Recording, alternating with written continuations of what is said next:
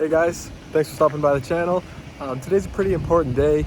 It is a year since I bought my 2021 Jeep Wrangler Unlimited Sahara in bright white. This was a dream vehicle of mine since I was just a young kid working on my CJ7 that I still have. I finally was able to buy it. Here it is. I'm gonna go over everything that I've done to it in a year, how many miles are on it, things that I wish I'd done differently, lots of stuff. This is kind of like a special video. Hopefully I can get everything fit into a decently length video, but we'll see how that goes. We're gonna start off with all exterior stuff, and then most of it actually is exterior. I don't even know if I've really done much to the interior at all, but either way, we're gonna basically just go over everything I've done, and then I'll talk about some stuff that I wish I did differently. So let's get started.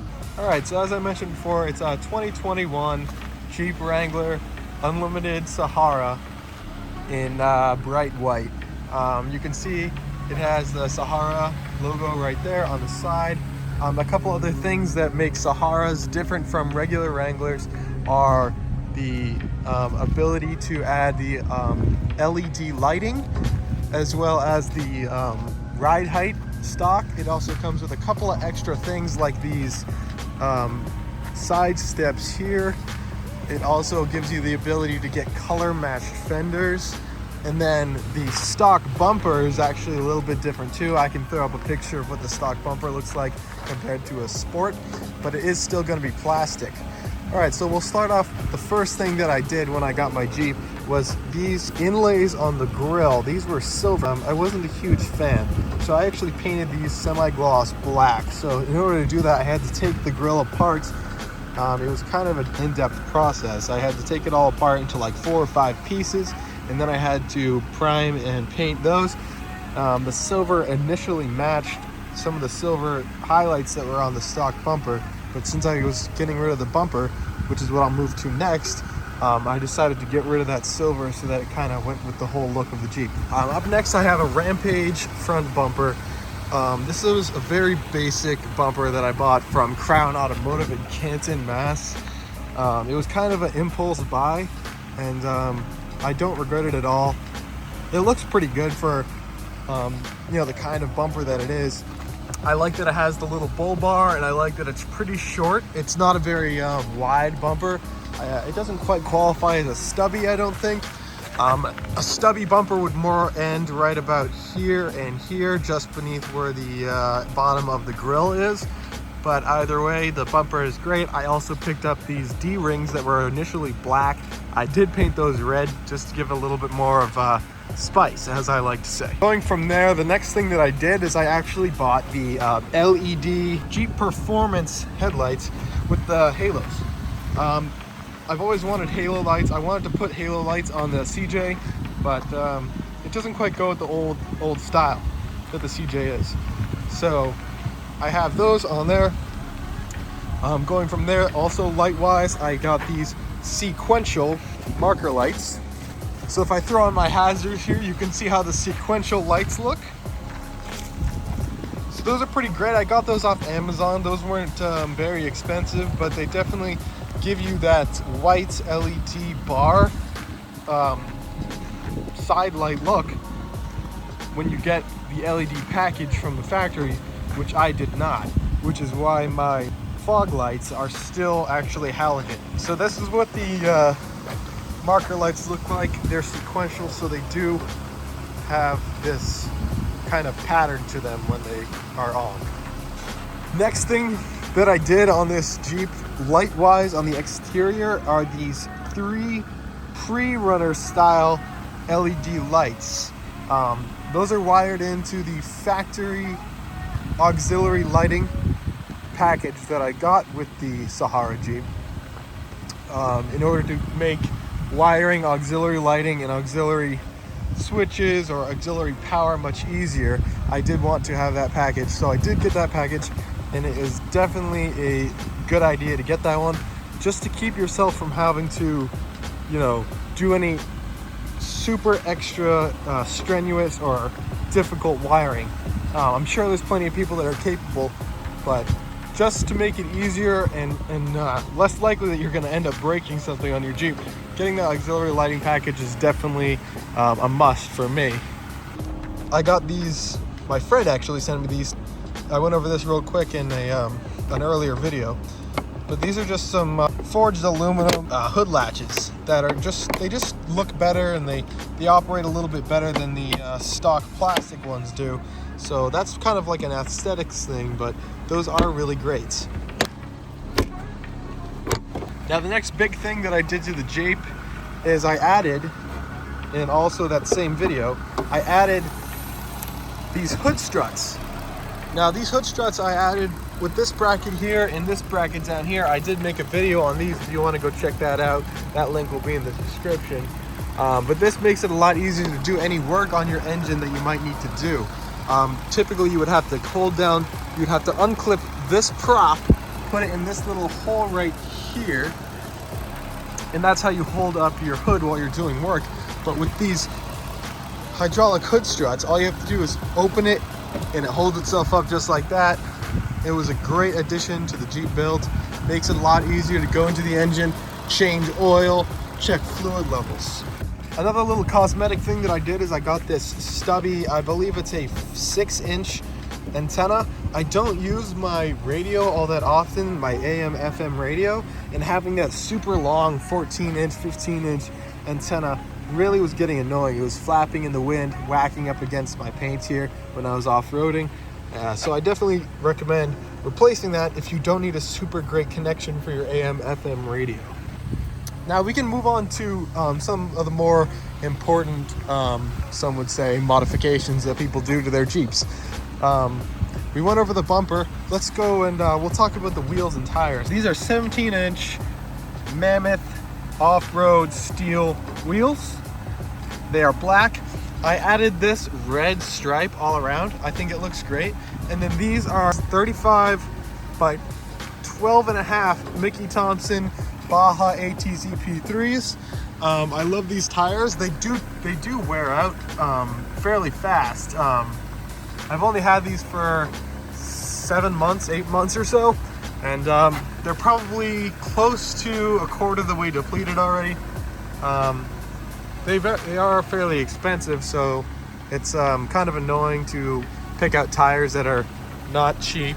Anyone that knows Jeeps knows that tires are always going to be expensive, but I love the look of these. I love Mickey Thompson as a brand, and I love that they give you that kind of truck sound while you're driving on the highway.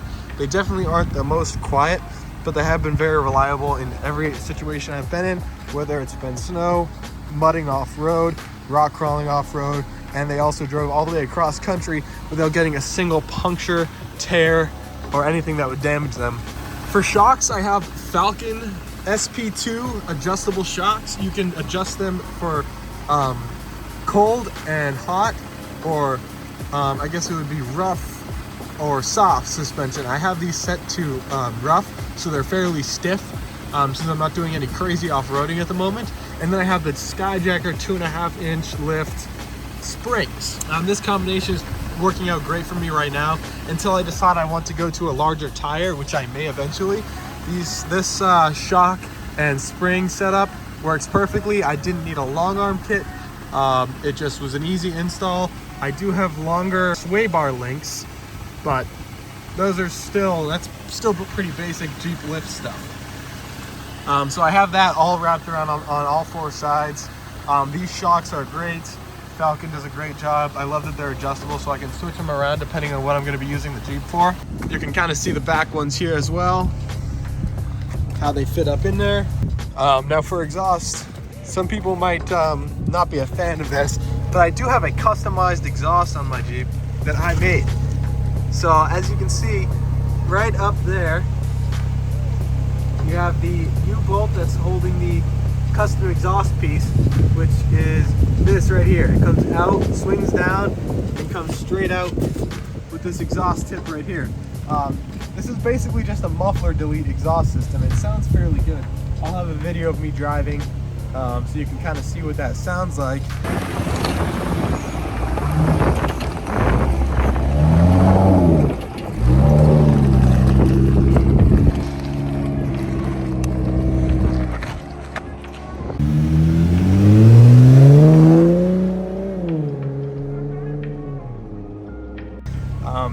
but it also adds a tiny bit of more horsepower by reducing their air restriction, and also you get a little bit better gas mileage as well. I did get the advanced tow group when I bought the Jeep, so you have your tow package stuff right here. You have your plug, you have your tow hitch. I've never used this. I might eventually end up using it if I need to tow something. In the back, the back taillights are just these blacked out LED taillights. So they're just basically regular Jeep style taillights, except they're blacked out, so they're smoky. So these will light up red. When you put on the brakes, they'll light up red. When you put in the reverse, the white light comes on right here. The only issue with these is that these lights, when you put the backup on, these white lights typically are very bright and you can see everything behind you at night through the backup camera. But with these smoked out taillights, it's very difficult to see. So I need to come up with a better solution for that. I wouldn't recommend buying these unless you have a secondary backup light solution. Talking about lights still, auxiliary lighting, I do have rough country 3-inch or 2-inch pod lights mounted on both sides next to the windshield. They are called A-pillar lights, named appropriately for being right next to the A-pillar. These work fairly well. These are tied in with the auxiliary lighting group. Same with these downward facing pod lights as well that are mounted onto my bull bar. They're mounted, they're wired up so that these will turn on the same time those turn on.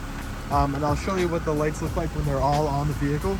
So this is basically my light setup currently, with all of my lights on besides my halogen fog, which I never use. So you can see I have the sequentials, I have my LED headlights, I have my pre-runner lights, and I have all my off-road lights. Now, interior wise, I don't have much done, if anything at all. I don't know if you can count adding these grips right here as having any modifications done, but other than that, that is the only thing that I have changed to the interior of the Jeep. It is all still stock, besides my One Streeter Motorsports sticker. That is, that's how it is. It's a stock Sahara interior. One thing that I did add to the interior, small addition just for cosmetic, are these kind of K9 unit-esque window shields right here. These kind of give the Jeep kind of an aggressive look from the interior and exterior. I want to get the full ones that cover the hardtop window as well, just because I can't really see out that window driving either way. It doesn't really make much sense to not add them. It's just kind of a little style point in my opinion.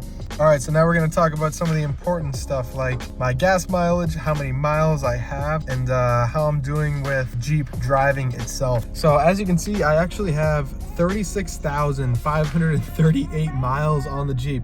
I got this 1 year ago. I've put 36,538 miles on the Jeep. That's including the cross-country road trip, which is about 7,500 miles total. And then it includes my daily commuting, driving to and from to see friends. That's the amount of miles I've put on. It is a lot for just 1 year. Most people won't put this many miles on their car in a couple of years, but I drive my car a lot. I love my car. I love driving it around. If there's a snowstorm, if it's super nice out, I'll just go for a drive just because I enjoy driving the vehicle. All right, so now talking about gas mileage, you can see I get 13.4 miles to the gallon. That is because I've been driving a tiny bit more aggressive recently, having a little bit of a lead foot on the gas, just driving to and from places. Sometimes I go through phases where I drive like an animal. Sometimes I go through phases where I'm super gas preservative and I'll be able to get up to 16.5 miles per gallon. But it does drop very fast if you're up to 16.5 miles per gallon, and then you start kind of flooring it everywhere you go. You're gonna end up seeing your gas mileage drop substantially very quickly. The reason my gas mileage might be so low, you might be seeing this and saying that's crazy, you know, my Jeep I get 16, 17. I do have the 35-inch tires, so that's something to take into consideration. I have not used the Taser Mini to change my tire size in the system, so this gas mileage is not 100% accurate. It should be a little bit higher because it is not taking into account that my wheels and tires are larger than the stock wheels and tires. So I'm actually getting more distance out of every rotation. A very small amount, but I am getting more distance out of every tire rotation, so that this calculation is actually off by a tiny bit. But once I get that Taser Mini, which is one of the things on my list to do that's going to be coming up in this video, I'll be able to change that and actually get some more accurate readings from the system. Engine wise, I went with the 3.6 liter Pentastar V6. My personal opinion, the 4-cylinder, it's not really a Jeep engine. You'll read different opinions through lots of different forums. I'm gonna throw out my personal opinion. If you're getting a Jeep Wrangler, you gotta get a V6. Or if you're looking to spend a bunch of money, obviously get the Hemi 392 V8. Getting a turbocharged 4-cylinder in a Jeep is a relatively new concept. You do get a lot more torque, but the horsepower and the just general reliability of the engine as well isn't there with the 4-cylinder. Especially since it's turbocharged. You know, you don't have a naturally aspirated engine anymore. You're looking at more problems. You're looking at turbos needing to be replaced. You're looking at the engine having more stress on it more frequently. For a regular daily driver commuter car, having a 4-cylinder in your Jeep, maybe that's what's going to work for you. I know that they do have that option. If you get the G4XE, which is the 4-cylinder and the half electric, you get about 20 something miles for the electric range. If you get the 4XE, that's maybe the only way that I would consider getting a 4-cylinder in a Jeep, is if I also had some sort of electric range as well. If I was using it strictly to commute, but I use my Jeep, I go off-roading, you know, I kind of tear it up a little bit, and it's really nice to have the 6-cylinder in there, and it gives you more reliability. You know, just all in all, the Pentastar V6 has been around for a long time, and there's lots of people that know how to fix them, and there's lots of available parts. Just the all-around reliability is going to be a little bit better. I do also have the 8-speed automatic transmission. I was really torn in this part when I chose what specs I wanted to have for my Jeep Wrangler. At the end of the day, it was going to be a commute car as well as a fun car. So, you know, smacking through gears in manual during days where there might be a lot of traffic or other situations that might make having a manual vehicle uncomfortable, I had to go with the 8-speed automatic. You do have the ability to use the manual mode where you can select which gears you want to be in. For the most part, it won't let you put the vehicle into very low gears while you're driving very fast. Obviously, like in a manual transmission, you could slap it into first gear while you're going 80 miles on the highway and destroy your transmission. The automatic with the manual mode won't let you do that. So there are pluses and minuses to both. I know manuals are much more traditional, much more car enthusiast based, which I do consider myself a car enthusiast. However, I did have to go with the 8-speed automatic. I feel like just for overall performance, it was the best choice. All right, so packages. I will just talk quickly about some of the packages that I got that I didn't already mention. I'll just go through the list of what I got. I did get the cold weather group. Being in New England, winters can get pretty cold around here. I do like the ability to have a heated steering wheel, heated front seats to keep myself nice and comfortable on a drive to or from work in the winter, or also on colder fall days or colder summer days when I want to have the top off, or I do have the top off. If you're at the beach, it can get kind of windy and cold. It's great to be able to throw on your heated steering wheel, keep your fingers from getting super numb. It is a luxury that not every single Jeep has, and some people would say Jeep shouldn't have. It is very nice to have the ability to keep your fingers toasty and your, the rest of you nice and toasty sitting in your Jeep on days where it's cold and you don't have the ability to just use the heating of your vents to keep yourself warm. I did go with the advanced tow package like I showed you. I have the tow hitch, and then I have the tow plugs as well for plugging in anything else that you might be towing that might have lights or might need power. I do have that package. Another package that I got was the remote start. So on my Jeep Wrangler key, this is the one that I have that is super beat up from coming in and out of my pocket for a year. Having the remote start is a great feature, all right? Especially in the winter, okay? I cannot say how many times I woke up, it was 30 degrees outside, and I had to get to work. I had to leave in 15 minutes, and it was great to be able to throw on the heater, throw on the car, it turns on the heated steering wheel, it turns on the heated seats, it starts blasting the heat, it'll defrost all of your windows, it'll heat up your seat, heat up your steering wheel, and the engine will be warmed up, ready to go as soon as you get out and hop into your car. A blizzard out, you can hop in there, get ready to go, and you're perfectly comfortable right off the bat. Believe me, I know it is not how typically Jeeps are. I did drive a 1983 CJ7 for a long time. Through winters, through snow, through rain. I've had water pouring up through the bottom of my CJ7 before. I know the struggle. I like to have the modern technologies that allow me to be comfortable in my off-road vehicle. That's all I'm gonna say about that. I did also get the soft top for the Jeep. I did not have a hard top when I bought it. I had the regular soft top. All right, it wasn't the premium soft top. It was just the regular soft top. Now, funny story about the regular soft top is a couple of days after I bought the Jeep, I was driving home and one of the soft top windows actually ripped off on the highway.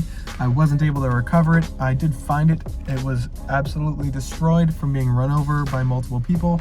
And my buddy at the time, who also had a Jeep Sahara, he had the dual top group, so he had his hard top on, had never used his soft top, and so he let me take his premium soft top, give him my normal soft top, and then I bought a replacement panel, gave that to him as well. So I kept the premium soft top and I gave him my normal soft top. And then I made a video about this recently as well. I bought a $500 hard top off Craigslist because I was like, I want a hard top for the winter. So I went and bought a hard top. Now I have the black, not color matched hard top. It's great. I did a little bit of repairs to it. It wasn't in perfect condition, but it does not leak anymore, and it is much less noisy for driving on the highway. I also have the cloth seats, all right? I've never been a huge fan of leather seats. Leather seats, in my opinion, they can get wrecked way too easily. A lot of people would say, you know, get leather. I'm not a huge fan of leather seats. I like cloth seats that are more rugged. I like the way they look a tiny bit better than the leather as well. I do have leather interior wrapping for a Rubicon. They won't fit my Sahara. That's why I haven't put those on yet. I do love the black cloth Sahara seats. And then obviously you still have a leather wrapped steering wheel, leather wrapped center console, soft to the touch leather on the doors, soft to the touch leather on your shifting knob here, as well as the four-wheel drive transfer case shifter over here. For entertainment purposes, I have the smaller screen. It's not the 8.4, I believe. It is the medium-sized screen, so it's not the tiny one, but it does still have Apple CarPlay. It does still have radio. You can go into your app section here, go look into your backup cam like this. You can go into your heated steering wheel, your heated seats options. You can access other controls. You can look at your phone, your media, your settings. If you go to settings, you can go through and you can look at your aux switches, which is probably what I mainly use, is I can set these to momentary, latching, battery, or ignition powered. I didn't find any real need for the huge screen. It just costs a lot of extra money for not really much that you get out of it. I also don't have the premium sound system. I don't have the Alpine subwoofer in the back. I just have the regular sound system that comes with the Jeep. Sounds fine. I get amazing sound. The bass could be a little bit louder, but that's about my only complaint with the sound system. So yeah, that basically covers everything that I have done to the Jeep and all my thoughts and opinions on the Jeep. Some of the things that I want to do going forward very soon. I want to add headliners to my hardtop to reduce sound even more. I want to get a winch. I want to get a spare tire relocation kit. I do want to add a CB or ham radio as well for communication while off-roading or with people on the road. And I want to add some sort of roof rack to my hardtop. That's 4 things. I will probably end up making my own roof rack for my hardtop, and I might end up making a tire relocation kit as well. I do like to make things on my own. So some of those things on the list, like a winch, I probably won't be able to make. I might be able to find one that's broken and old and repair it. That might be something that I'm looking to do, to make a video on. You know, there's always things that you want to do to your Jeep, always things that you want to add. You know, you always want to have a new paint job. You always want to have new wheels and tires. There's always going to be something coming up here, Streeter Motorsports. I'm really hoping to keep this channel growing. This video I've been waiting to do since I bought the Jeep. You know, when I bought it, drove it off the lot, I was thinking to myself, what is it going to be like in a year? And I told everyone that I know, it's going to be a completely different truck in a year. And here I am sitting here. It is a completely different Jeep than what it was when I bought it. And I can't wait to see what it looks like in another year. So thanks for sticking by. Thanks for watching the video. Drop a like, drop a subscription if you're interested in seeing more stuff coming up in the future. Thanks for watching, and I'll see you guys next time. Peace.